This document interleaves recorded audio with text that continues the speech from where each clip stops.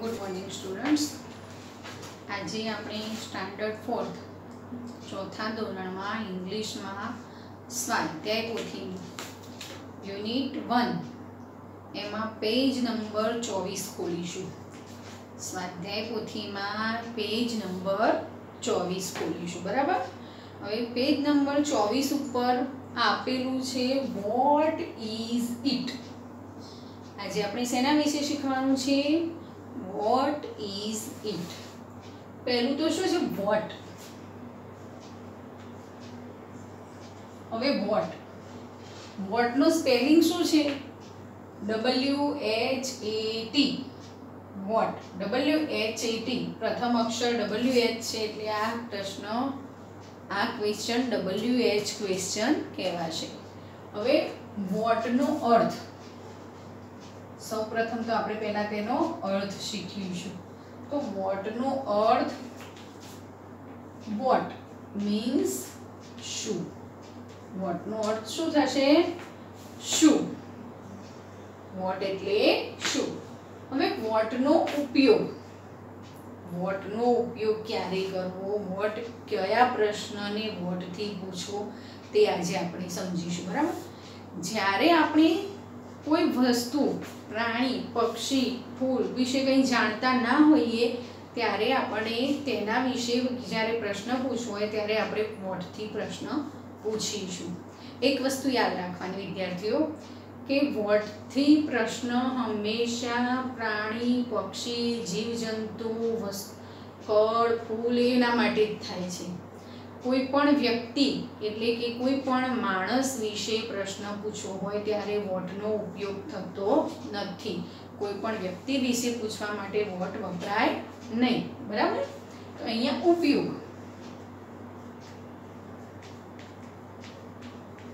તો व्हाट નો ઉપયોગ તો કોઈ પણ વસ્તુ,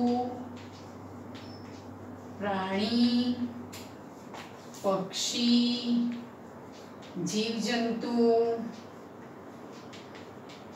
झाड़, फल, फूल ते विषे जानवुं होय त्यारे व्हाट थी प्रश्न पूछवामां आवे। हवे आपणे कोई वस्तु विषे जानता नथी। आ मारी पासे चॉक छे पण जानता नथी के आ शुं छे। तो ज्यारे कोई वस्तु विषे आपणे जानता होईए के ते वस्तु कई छे, शुं छे, ત્યારે તેના વિશે પ્રશ્ન પૂછવા માટે व्हाट નો ઉપયોગ થાય। હવે આ ચોક છે તો હું શું પૂછીશ આ શું છે। હવે આ શું છે તેને અંગ્રેજીમાં શું કહેવાય व्हाट इज इट। કારણ કે આ વસ્તુ છે અને વસ્તુ માટે શું વપરાય ही शी इट માંથી ત્રીજા ધોરણમાં શીખ્યા હતા ને તો इट। તો व्हाट इज इट। બરાબર। હવે व्हाट થી પ્રશ્ન કેવી રીતે બનાવવાનો। तो જ્યારે આપણે व्हाट થી પ્રશ્ન પૂછવો હોય ત્યારે સૌ પ્રથમ પહેલું व्हाट। હવે व्हाट ની સાથે હંમેશા ટુ બી નું રૂપ is વપરાય। What is. અને પ્રશ્ન શેના માટે પૂછવામાં व्हाट વપરાય તો વસ્તુ, પ્રાણી, પક્ષી, જીવજંતુ, ઝાડ એ બધા માટે व्हाट थी प्रश्न पूछवानो। तो आ बधा माटे आपणे ही शीट मांथी शेनो उपयोग करीशुं इट नो। तो अहींया छेल्लो व्हाट इज इट अने प्रश्नार्थ चिन्ह। तो आ इज छे ए टू बी નું વર્તમાન કાળનું એકવચનનું રૂપ છે। टू बी નું વર્તમાન કાળનું એકવચનનું રૂપ છે। જ્યારે એકવચનની જગ્યાએ બહુવચન લેવાનું હોય ત્યારે is ની જગ્યાએ are આવે અને it ની જગ્યાએ they। પણ એ હજુ આપણે શીખવાની વાર છે એટલે હાલ અત્યારે આપણે what is it વિશે શીખીશું। બરાબર। તો આ કોઈ પણ વસ્તુ, પ્રાણી, પક્ષી વિશે જાણતા ન હોઈએ અને તેના વિશે જ્યારે જાણવા માટે પ્રશ્ન પૂછવાનો હોય ત્યારે what થી પ્રશ્ન પૂછવામાં આવે છે। માની લો કે અહીંયા ગાયનું ચિત્ર છે।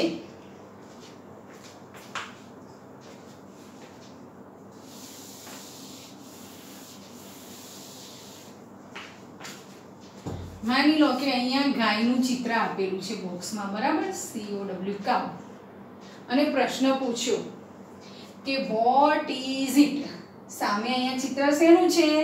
કાઉ, ગાયનું. તો હવે એનો જવાબ આપવો હોય. આ પ્રશ્ન થયો, આ શું છે, તે શું છે, બરાબર. તો હવે આપણે ગુજરાતીમાં જવાબ શું આપીશું? તે ગાય છે.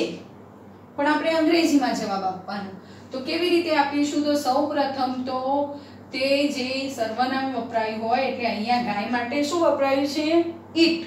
તો એને અહીંયા આપણે આગળ લાવી દઈશું. ને જ્યારે તે વાક્યની શરૂઆતમાં આવી જશે એટલે એનો પહેલો અક્ષર કેવો થઈ જશે? કેપિટલ. ઇટ. ઇટની સાથે ટુ બી નું રૂપ ઇટ ઇઝ, અને પછી જે વસ્તુ પ્રાણી પક્ષી વિશે પૂછ્યું હોય તે ફૂલ સ્ટોપ, બરાબર. ઇટ ઇઝ કાઉ. હવે એક વસ્તુ છે, અહીંયા ગાય વિશે પ્રશ્ન પૂછ્યો, પણ ગાય કેટલી છે? એક જ. એટલે એક વચનમાં હોય તો એની આગળ શું લગાવવાનું? આર્ટિકલ. આપણે ત્રીજા ધોરણમાં અહીંયા અને એન આર્ટિકલ શીખ્યા ને. જો ઉચ્ચાર સ્વરથી થતો હોય તો કયો આર્ટિકલ લગાવવાનો? એન. એન. અને જો ઉચ્ચારની શરૂઆત વ્યંજનથી થતી હોય તો આર્ટિકલ કયો લાગશે? એ. હવે આર્ટિકલ શું સૂચવે છે? કે આ વસ્તુ એક વચનમાં છે, વાક્ય એક વચનમાં છે, એટલે આર્ટિકલ આવે. તો અહીંયા કાઉ. કાઉમાં ઉચ્ચારની શરૂઆત શેનાથી થઈ?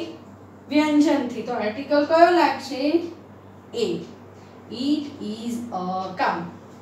તો આપણે પ્રશ્ન થયો વોટ ઇઝ ઇટ, આપણે એનો જવાબ આપી દીધો ઇટ ઇઝ અ કાઉ, બરાબર. માની લો અહીંયા કાઉની જગ્યાએ અમ્બ્રેલા હોય,